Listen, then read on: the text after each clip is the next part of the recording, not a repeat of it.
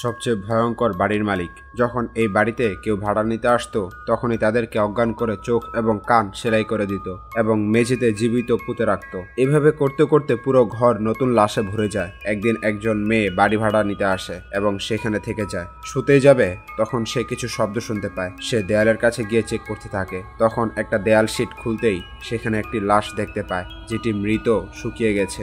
বাড়ির মালিক দৌড়ে আসে এবং চিৎকারের কারণ জানতে চায়, কিন্তু মেয়েটি মিথ্যা বলে যে সে একটি ভয়ানক স্বপ্ন দেখেছে। কিন্তু মহিলাটি বুঝতে পারে মেয়েটি সব সত্যি জেনে গেছে, তাই সে নিজেই ঘর খুলে এবং মেয়েটি কিছু দিয়ে তার মাথায় আঘাত করে। তখনই সে অজ্ঞান হয়ে যায়। সে পালাতে যাবে, নিচে মহিলাটির স্বামী তাকে ধরে ফেলে এবং ইঞ্জেকশন দিয়ে অজ্ঞান করে ফেলে। তার চোখ এবং কান সেলাই করতে যাবে, সে সময় দরজায় বেল বাজে, যেখানে একজন লোক তার মেয়ের খোঁজ করতে এখানে আসেন এবং সেখান থেকে মেয়েটি কোনোভাবে বাঁচতে পারে। কিন্তু বাড়ি ফিরে তার এমন অবস্থা সে মোটেও খুশি ছিল না, বরং ডিপ্রেশনে চলে গিয়েছিল। সে ভয়ঙ্কর বাড়ির মালিকদের কাছে আবার যায় এবং নিজেকে উৎসর্গ করে দেয়। কেন মেয়েটি তার নিজের জীবন তাদের কাছে দিয়ে দিল, এর রহস্য জানলে আপনি চমকে যাবেন। এর পরের পার্ট দেখতে চাইলে ভিডিওটিতে লাইক দিয়ে সাবস্ক্রাইব করুন আর কমেন্টে লিখুন পার্ট 2।